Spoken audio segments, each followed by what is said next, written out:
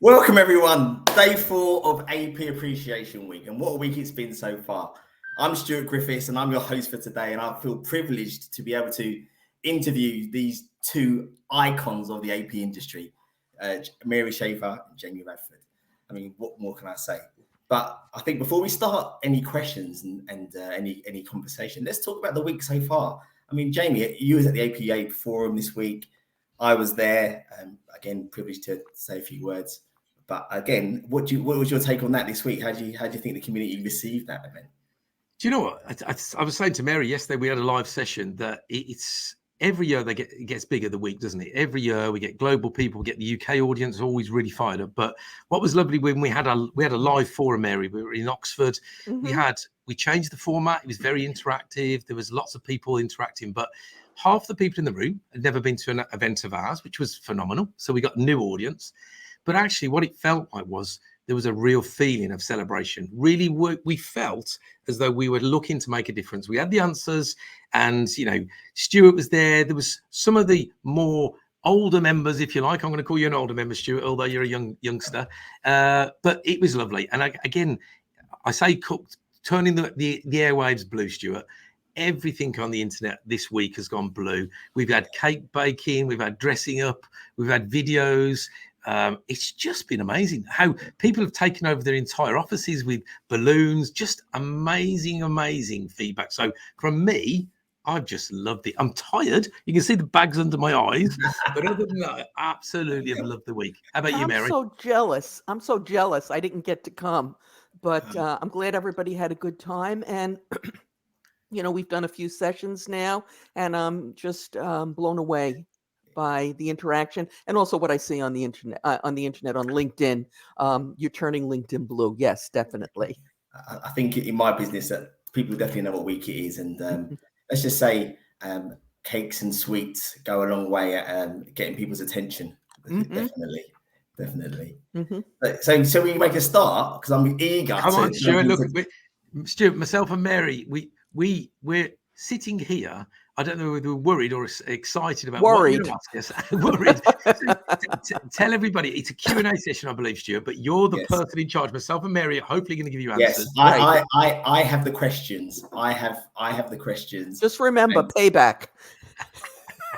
Mary, it's a bit early for threats, Mary. But look, this is a friendly chat, Mary. But yeah, I have the questions, and I'm intrigued to hear what you have to say. I think, as I say, we've picked some, or I've picked some difficult questions for you guys. So hopefully, the listeners will find, and the viewers will find it interesting. And let's see where this takes us. So sit tight. We're gonna question number 1 is, what is the most memorable mistake you've made in your career, and what did you learn from it? And I'll start with Jamie. Stuart, you should never ask me a question like that. Let's be honest. I know Mary's going to be a lot more sensible than mine. Look, the most memorable mistake I ever made is when I was way back at 17, 18 years old. I was in an office manager's job, really young, decided to do a team building exercise with team members. Two people worked for me at the time. So I was very young. We decided to play basketball in the office. So we were, absolutely screwing up bits of paper, and we decided that we needed a net, and we didn't have one. So we were throwing them out a window. And as we were on a 5th floor, the paper was going out the window, and we thought, okay, it's going to land on the floor, we'll go and collect it. Now, the biggest mistake we made was ultimately it went out the window and we forgot to go and collect it. And then what I learned from that was always throw blank piece of paper, but never throw piece of paper with your letterhead on. So where you got your company. And so I got chastised by my then boss. And I learned a valuable lesson that sometimes team building is a great thing, but actually, look, I was a bit daft on those days, and I've never done it since. So there's my story, Stuart. So no plausible deniability, huh? No, I couldn't get it.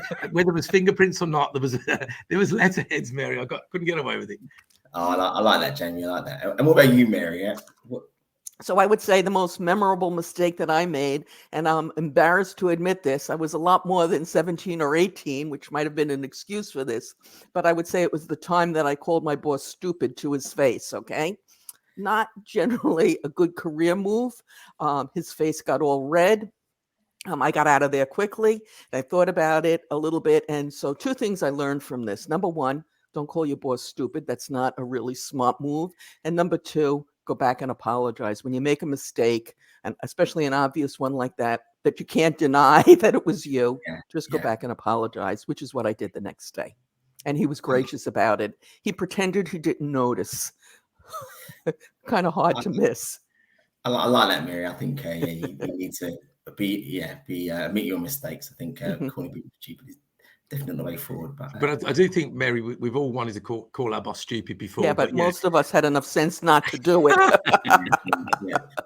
I'm sure there's always times when we thought about it, but look, let's keep our mouths buttoned. I think definitely for that one. And so, question number 2. Right. So, what's the best piece of advice you've ever received, and did you follow it, Mary? Okay, so I heard this from a guy I worked with. He was just a few years older than me. He was extremely successful. And he told me this. It was at the very beginning of my career, when people normally didn't do this. Today, hopefully, you're all doing this. And he said to me, I try every year to learn one new thing, not just one little thing, but learn about one new topic, learn something new. And, I looked at him and I thought, he's probably the last guy in this team that needs to be doing this, but he's the one who is doing it. And that's part of why he's so successful. And yes, I try and follow it. I like that, Mary. I love that one. Yeah, that is really good. I think if we can always try and grow ourselves, learn something new, I think that's a definite must from us. I like that. Jamie, over to you. Well, look, I'll be sensible on this one. Best piece of advice. When we do the teaching, Stuart, you've been on one of our courses previously. I give this bit of advice to everybody who I come in contact with. As a manager or a leader, try and make yourself redundant. And what do I mean by that? Because people get very scary about this. They go, well, why would I want to get redundancy unless I get a big payout? The reality is, if you can build a team that know what they're doing, have great leadership, great processes, great systems, and that can do the job, whether you're there or not, you've actually done a really good job in terms of making a success industry-leading team. So ultimately, you could be made redundant, but in practice, that never happens. You then usually get highlighted and you get progression. So that's the greatest piece of advice. And I've lived my entire career that way. And fingers crossed, not being made redundant. I might make myself redundant now, but other than that, it's a great piece of advice, and I live by that mantra. I like it. Yeah, I like that. I mean, you're as a leader, we need to develop our teams and obviously, make them grow. Let them grow and let them develop in their role. So I think I like that very much, Jamie. Yeah, well done, well said. So I'm going to move on. Question number 3. This one goes to Mary. If you could trade jobs with anyone in the world for a day, who would it be and why? So who I would like to trade jobs with, if I could, would be some of these late night TV talk show hosts, because they get to talk to a lot of really interesting people. And but at the end of the day, I suspect that job is a lot harder than it looks. They make it look like it's easy and they're having a lot of fun, but I suspect it's quite difficult. And so I think I'm going to keep my job. I like my job. I like what I do. I think you get some interesting characters calling in late at night. So but there are just interesting people around in the daytime, I'm sure, as well. I know what you mean. And Jamie? Do you know what? I'm going to put myself out on this one, Stuart. I'd swap places with the current Prime Minister, Rishi Sunak. And I'll tell you the reason why. Because I think we all give our politicians and our leaders of the country so much grief. I'd just love to spend a day in their shoes. I'm always the first one to say, I'll always swap people. If somebody wants to do this job that I do today, please take a day in my life and see what it's like. But actually, I think it's one of the things, what would I learn? What would I do? What couldn't I do? I'm in charge for one day. So that's what I would do. I'd try and do you know what as well, Stuart? And Mary, Rishi Sunak, who's our current Prime Minister, is about my height. So you probably I could get away with it, I suppose. Okay, I wouldn't want that job. You're a brave man. I think Jamie did it. This is the one big felt error in your judgment there, because Rishi's got hair. Oh, well, that's it. Yeah, look, I put it upside down, haven't I? Okay, moving on. Right. So this one goes to Jamie. Jamie, what's the strangest and most unexpected skill you've acquired for your work? Do you know what? I'm not going to sound male chauvinist here, but I can multitask now. I can do more than one Oh, thing. This is Mary. Listen, you know, and I tell you what, Groundbreaking stuff that is. this and it's the job that I do now, not previously. So I think through the pandemic, you know, we had to use technology, and using this platform that we're all using today, I have to do 2 or 3 things. So I've learned to multitask, and as a male, Stuart, you know, we're always challenged with not being able to focus and do more than one thing. So I'm going to use that. It's going on the CV. I can officially multitask. So there you go. That's the official one from me. Over to you, Mary. so the most memorable or strangest skill that I acquired was actually in my very first job, and I worked for an advertising agency that probably at the time, technology-wise, was the most backward in the United States. And they still had those telephone operating systems where, you know, you'd see like Ernestine Yeah. on I guess Saturday Night Live, I don't know, where she'd pull out the one hook and plug it in and then pull out another one. And I was the lunchtime replacement. And I have to tell you, I was terrible at it. One time I just disconnected the president's wife 3 times in a row. And miraculously, I didn't get fired from that job. But on a more serious, and no, that skill never helped me elsewhere. But on a more serious note, and Jamie, you don't give yourself enough credit for this with your multitasking. If you look back 10 years ago, we weren't doing online stuff like this. We certainly weren't recording it ourselves. And now I'm actually even starting to do a little bit of the video editing. So those are skills I never thought I'd have, and still lots of room for improvement. But yeah, you have to be flexible, and This is the that's it world for we live me. in. Yeah, this is the world we live in now, Mary. It's all, you know, YouTube clips and all that sort of stuff. So Yeah. yeah, your phone is your best friend and all that. So all good stuff. And so next question. What's the most memorable career move you've ever taken or seen someone else take? And this one goes to Mary. Okay, so career move, the most memorable. Okay, so this was actually my son. When he was first out of school, he'd gotten his MBA and he was looking for a job. And he'd worked as an intern at a company. And right before he graduated, they laid off a third of the office. They had a layoff. So needless to say, he didn't get offered a job, and he was having a rough time, as many people when they're first starting out, they apply for jobs and they never hear from it. Never hear back, and it's the black hole. And so he saw a job for that same company. He was in the Portland office. This was in California, about an 8-hour drive difference thereabouts. He didn't know anybody there. He applied for it.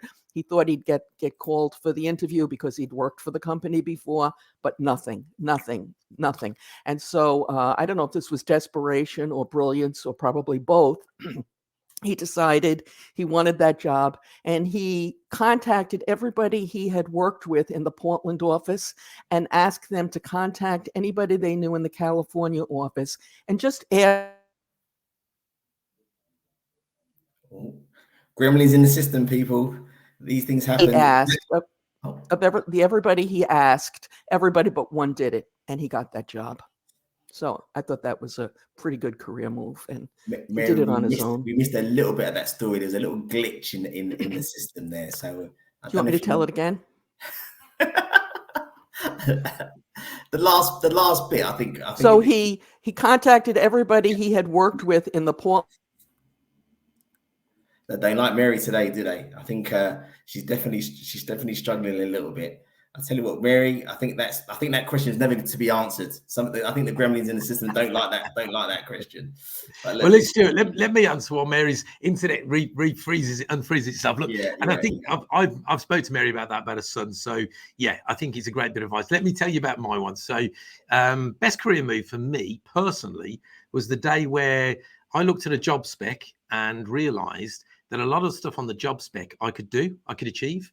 But there was lots of big words, and the salary of the job was double. It was actually working for a US organization, AT&T, back in the day. And I thought, you know what, I'm going to overcome this. I'm going to try and get myself through this scenario. I'm going to try and go for the interview and see what happens. So I did. I went for the interview, and you know what? I got the job. And I overcome, it was that imposter syndrome. We spoke about it earlier this week, didn't we, Stuart? And literally overnight, my lifestyle changed. Myself and my wife, we had no children at that time. I was managing a big shared service center, a big accounts payable shared service center. And you know what? It works. It really did. I mean, again, did I learn a lot by going through that? I did. But what the big thing for me was not it was a good career move because it's a huge organization, but I overcome, you know, my fear. I looked at the job spec and I thought, yes, I cannot do that. And, you know, I speak to lots of people in my current role today. And a bit of advice I give everybody is, look, what's the worst that can happen for go for the interview? You know, if you're not good enough or it's not right for you, they'll tell you. And that was a big thing. So my career changed dramatically from that point on. You know, I was managing 70 entities, multinational organization, American organization. We went through the US SOX. We went through everything. So I got a huge grounding as well as doubling my salary overnight. So that was a good one for me, bud. And I think that's the thing. I think, you know, something that came out of the forum on Tuesday was the fact that, you know, that whole self-belief thing, you know, we are good at what we do.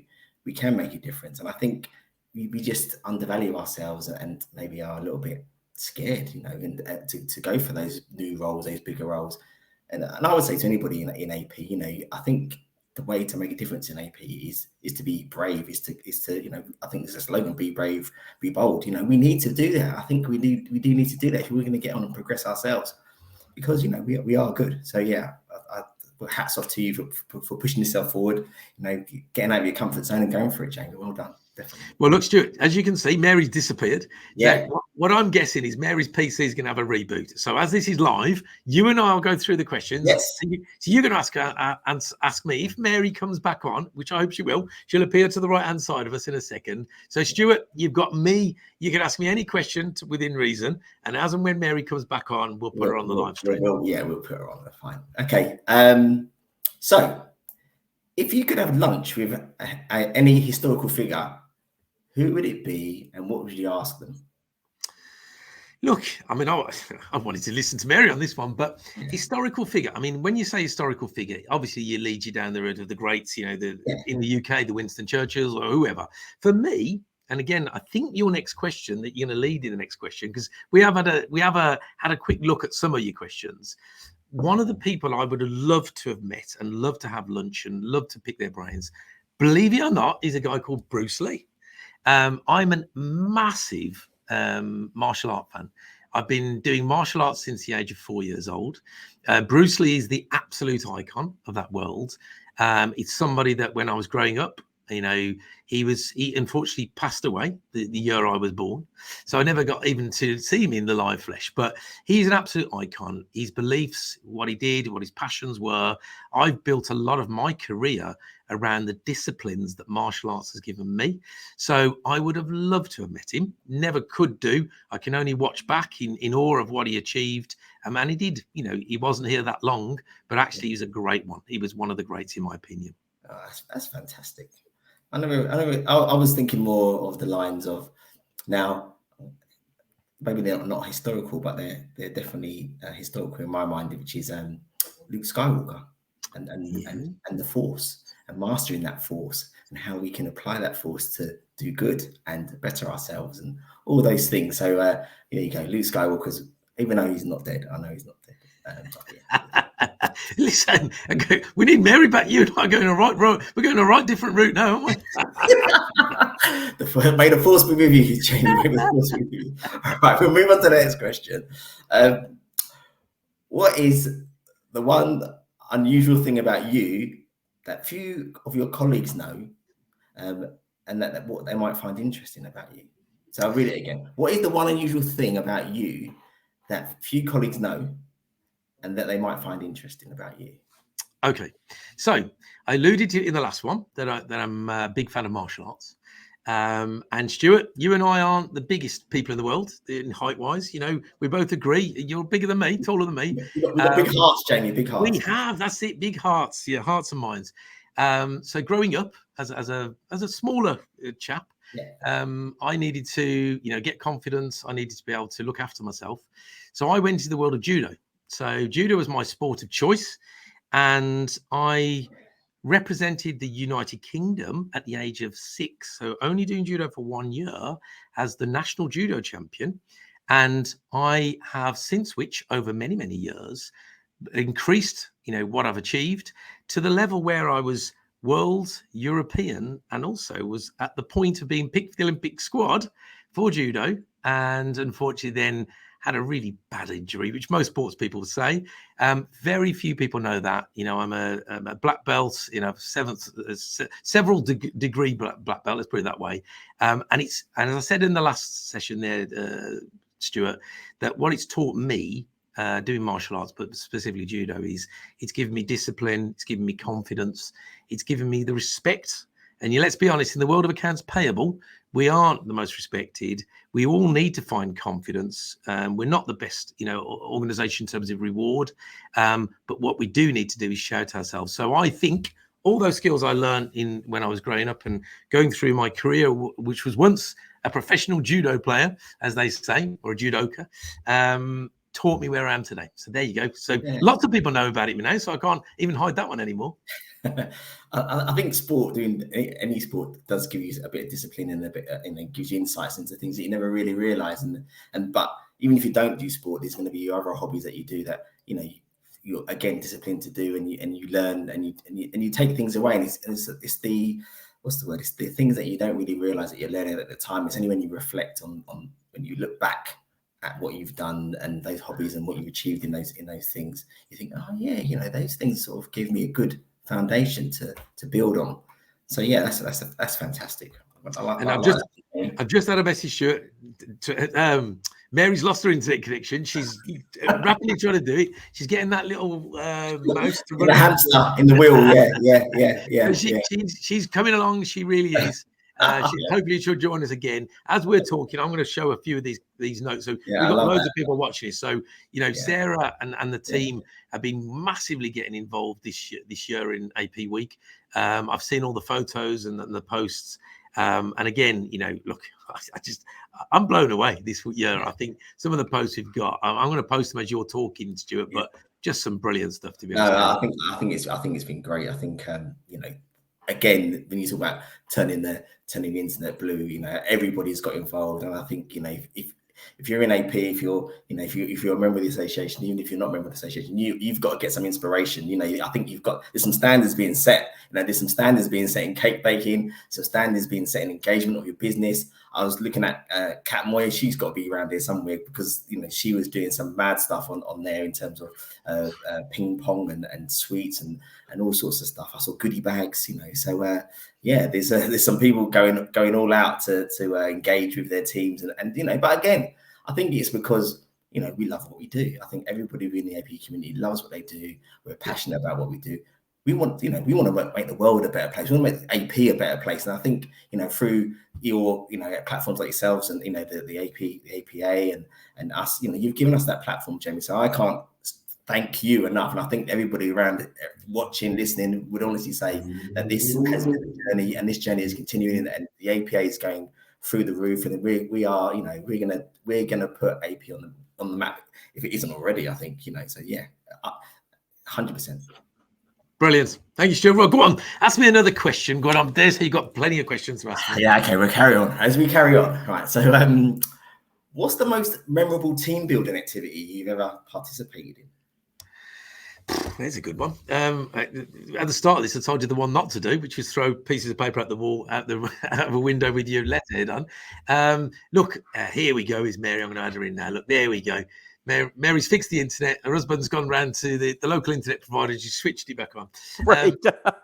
Mary, look, he has been grilling me. I'll be honest with you. Oh, I knew he was going to ask a hard question. We've the question I've got now, just remind me, it's team building. So what's what's the most memorable team building activity you've ever So this participated in? I actually wasn't involved in it, but somebody shared this with me, and I thought it was brilliant. What the woman did is she had a large AP department, and she went out at lunchtime. She went to the local grocery store, and she bought tubs of ice cream. We sell them here in half-gallon sizes. You probably sell something. And then she bought, she bought several different kinds. She bought toppings. She bought cherries and sprinkles, and nobody knew she did this. And then she went back, she put it in the conference room and she called the staff in, and everybody made themselves an ice cream sundae. Hey, listen, I'll tell you what, I don't know about, it's quite warm here in the UK today. I'm going to go get some ice cream later. Any team building that involves food, I am there. Mary. 100%. You know so she surprised the staff, and plus, like you say, ice cream. Who doesn't like ice cream? Exactly. No. Oh, sorry. Over to Jamie. Sorry. Well, do you know what we did? We there's two things really. So our team, the Accounts Payable Association team, just most recently, just this weekend, actually went on a team building exercise, and they walked in for a charity, a local charity. Oh, that's good. They idea. Walked 27 miles or 44 kilometers. Now, Mary, the thing that there's a lesson to be learned here. They then, a day later, had to go live at an AP forum where they were on the feet all day. And let's just say some people were hobbling, some people sat down a bit. But the younger ones in the crowd, the Pages of the world, were bouncing around as though there was not a problem. But then at the end of the forum, even though it was a great day, and actually, they did an amazing job. They've raised a whole load of money. Everybody felt it. So you know what? At the age of 50 years old, I felt a spring chicken at the forum. I did. I was bouncing around at the end of the day, and my team was sort of crouching around. So team building can be a good thing, but it also can be, depending on time. I'm not sure they'll do that again this year. So that's my story of team building, and it literally has just happened. We're less than a week away ago. I'm impressed. I and congratulations to the team. There you go. Look, Paige, she just mentioned it. She's just worthy. Paige, you're a star. If you were watching this live, you're an absolute star. But you did let me in on a secret. You started to feel it the next day. So, but she was just full of adrenaline. She loved it. And here we go. And here's Brian, another one of the team. There we go. They're all hobbling around, Mary. You see, they're all popping. The things you do for charity, but again, no pain, no gain. Right? That's the thing, isn't it? And there was pain. There'd be pain on this part, on my part. There you go. You see. Right. Okay. I'm moving on to the next question. So, if your life were a movie, what genre would it be, and who would you play? Let's go to Jamie first with this one. Well, I said, who would you play? Let me read that again. If your life were a movie, what genre would it be, and who would play you? Sorry. Well, look, Mary knows the answer to this one. It's simple. The genre's got to be action. The movie's got to be Top Gun, and the person's can only be Tom Cruise. Let's be honest. Can I be the first to say, Jamie, you are no Tom Cruise? Listen. I can't Stewart, I am the same height as Tom Cruise. He wears stiletto heels. I am the same Cruise. And look, just because he's got a bit more hair than I have, he has the attraction of me. Look, and in reality, I'll be the genre probably would be comedy. The action hero would be Tom. What's his name? Tom Hanks, and he'll probably be Forrest Gump. So yes, you've either got Tom Cruise and and sort of fighter pilots or Forrest Gump. I love it. When you go from one extreme to the other, but yeah, I get it. But yeah, I love that. And over to you, Mary. So it would be one of those klutzy comedies where the heroine succeeds in spite of herself, and probably be Sandra Bullock. Oh, I love Sandra Bullock. Yeah, very good. She is quite funny. A lot more sensible mind, Stuart. On both ends, Mr. Radford. Although I really like Tom Hanks. Oh, Yes, I like Tom Cruise and Tom Hanks. One's tall, one's small, and I'm in between somewhere. Yeah, somewhere in between. Okay, right, on to the next one then. So, Mary, this is for you. What's the most hilarious or embarrassing email or message you've accidentally sent to the wrong person? Okay, Stewart, I can't even believe I'm going to admit this. And most of the time you want to learn from your mistakes. And somehow I have never learned on this one. And I've done it several times where you hit reply all instead of just reply or forward it to somebody. And I've said something, like, what is that guy, an idiot? Or something like that in the email where the person who I was talking about actually got it. And so lesson learned here, don't do that, number one. And number two, don't put anything in writing. Don't put anything in writing or in an email that you wouldn't want shared with someone, because not only might you do reply all like I did, but you don't know that somebody else isn't going to forward it. So, and I still occasionally do it. I can't believe it. I like that. And Jamie?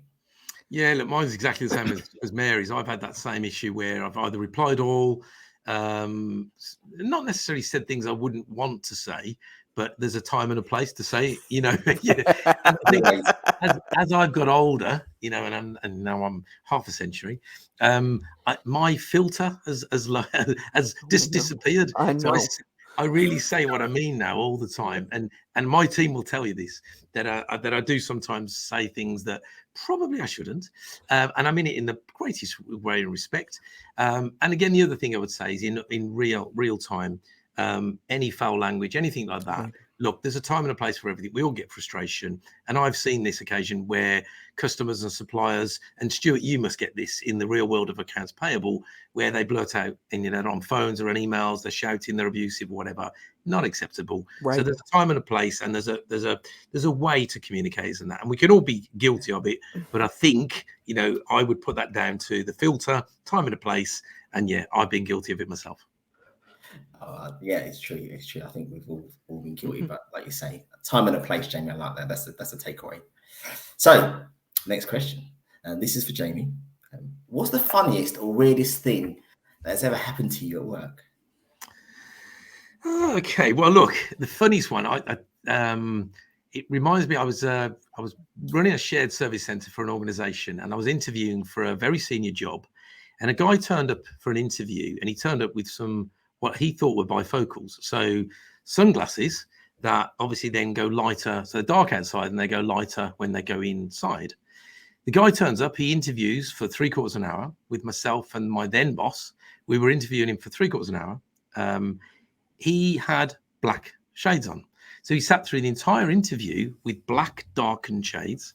I assumed that he maybe, had a sort of a sight difficulty of sort. So I carried on the interview and went through, and he did really well in the interview.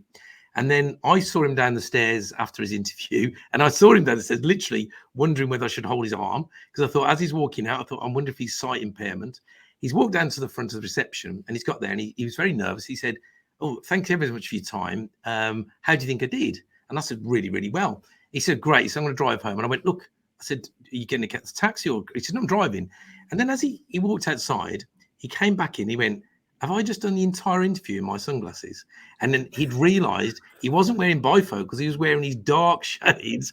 So it was the most strange interview that myself and my then boss didn't pick up on. The guy didn't get the job, by the way. I was going to ask that. Yeah, didn't get the job, Mary. But you know what? It's a memorable story for me.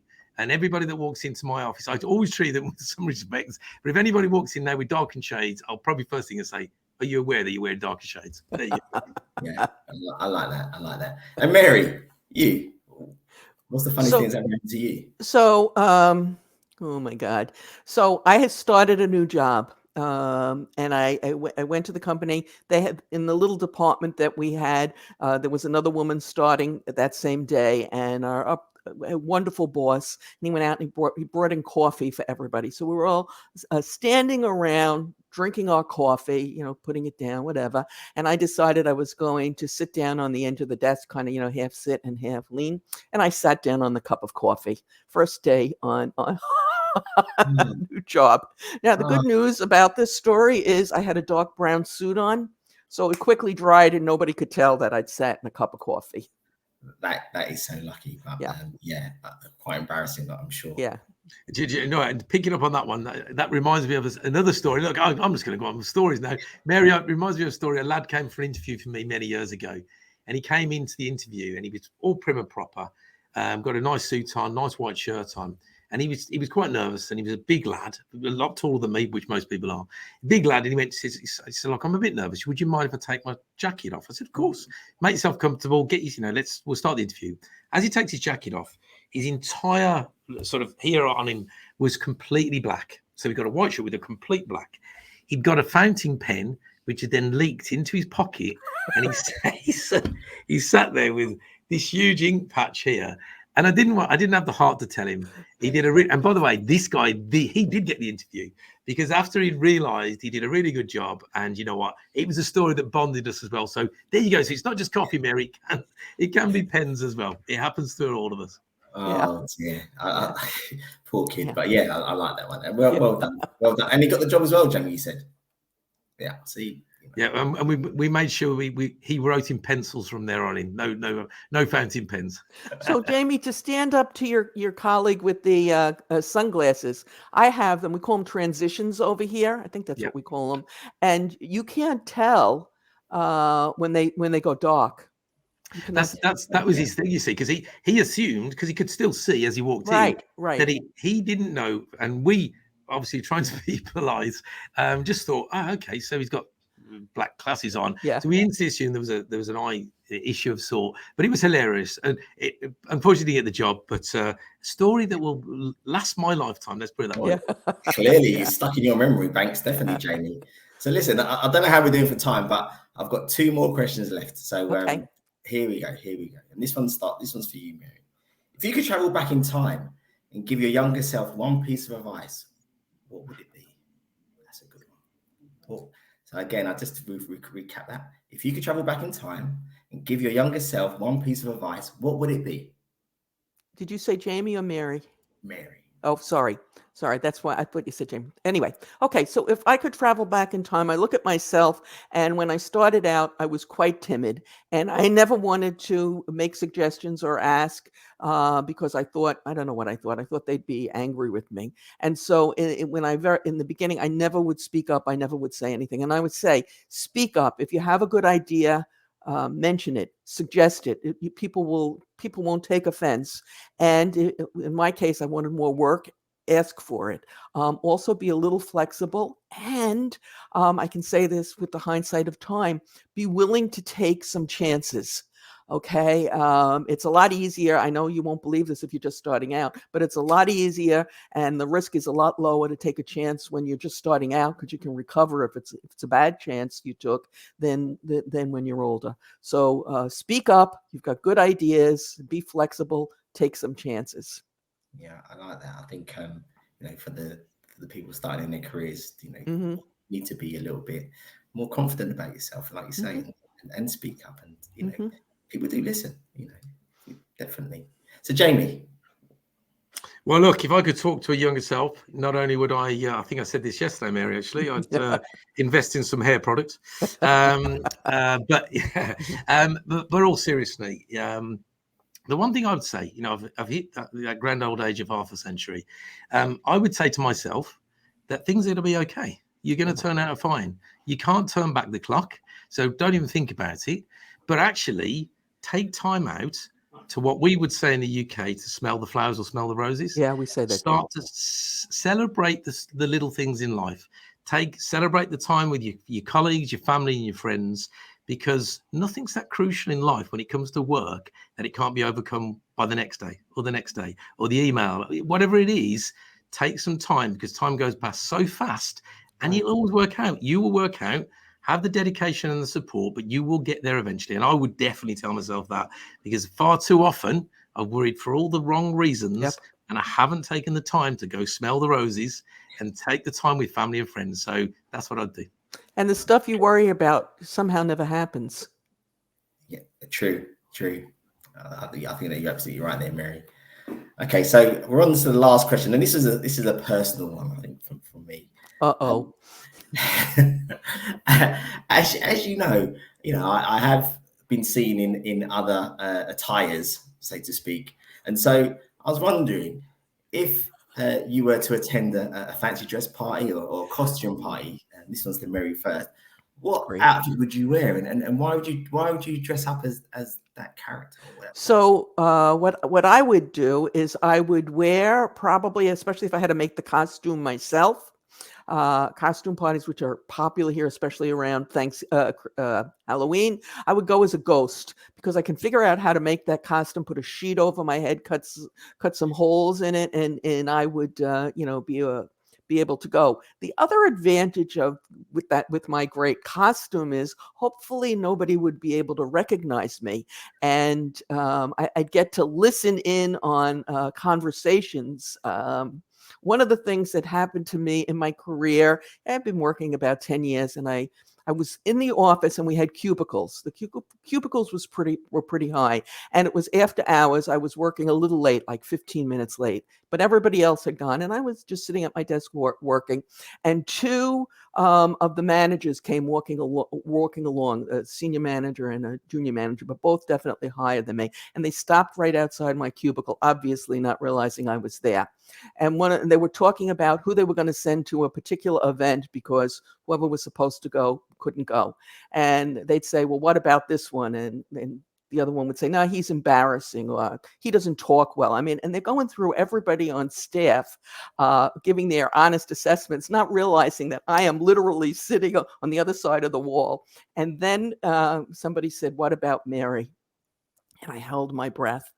And one of the other ones said, no, we can't send her. If we send her, who will do the work? I wanted to get up and say something, but I didn't. I used a little bit of discretion. So I like being able to hear what people are saying. Being a ghost, fly on the wall, as they say here. Yeah. I like that. And Jamie? Well, look, Stuart, I've got to finish this thing on a joke. Anybody in the UK will know a show called Only Fools and Horses. Anybody in the US and around the world, it's a comedy show. Go check out this particular episode. It's one of the most famous episodes, Mary. The two characters, Del and Rodney, go to a fancy dress, what they think is a fancy dress, to win a prize dressed as Batman and Robin. What they don't realize is the person who's hosting the actual party unfortunately passed away, and they were attending a wake. So they go running into a wake dressed as Batman and Robin to lots and lots of people in black suits, black ties. So the hilarity kicks in, everybody's laughing, whatever. And they're one of their friends called Trigger. Stuart, you'll know who this is. I know Trigger. He's standing there in a black suit, black tie. And everybody says to the two characters, you didn't realize that it's a wake. And they went, no, of course it didn't.